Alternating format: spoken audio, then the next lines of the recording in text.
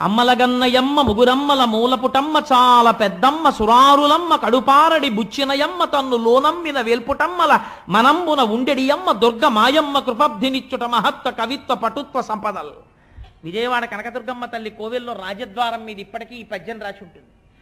ఒక్కసారి జీవితంలో అమ్మవారి పాదములు పట్టుకొని సంతోష తరంగములు మనసులో కదిలేటట్టుగా అర్చన చేసినటువంటి వాడు ఎవరైనా సరే, ఆ తల్లి పాదములను అర్చన చేసినప్పుడు అమ్మవారి పాదములు కనపడి ఆనంద తన్మయత్వంతో ఆనంద పులకాంకురములు లేచేటట్టుగా ఒక్కసారైనా పూజ చేసినటువంటి వాడు మళ్ళీ పుట్టడం అన్నది జరిగితే నీటి మీద బండరాయి తేలినట్టే.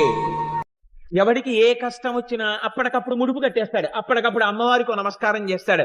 అమ్మా అనుగ్రహించమ్మా, నా పసుపు కుంకాలు నిలబెట్టమ్మా, నా బిడ్డల్ని కాపాడమ్మా, అమ్మా నన్ను రక్షించమ్మా అంటాడు. ఎవడు ఎక్కడ ఎప్పుడు ఎలా ప్రార్థన చేస్తాడో ఎవడికి ఎరుక. రాత్రి అయ్యేటప్పటికీ నేను పడుకుంటానయ్యా, మీ మొరలు వినలేను అని చెప్పి అమ్మవారు ఎప్పుడైనా అందా? ఆ తల్లి అసలు కనురెప్ప పడడం అన్నదే లేదు. ఎందుకని? ఆ తల్లి కనురెప్పే పడిందా లోకాల్లో ఏమైపోయి. కాబట్టి ఆవిడ ఎప్పుడు ఎవరైనా అమ్మా నీ పాదాలు పట్టుకున్నానమ్మా అంటాడేమో నిజాయితీగానని రాత్రింబవళ్ళు తల్లి అలా చూస్తూనే ఉంటుంది.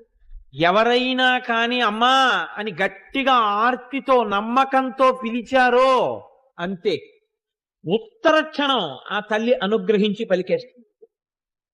నారాయణుడు వరం ఇచ్చాడు, నిన్ను 14 నామాలతో పిలుస్తారు.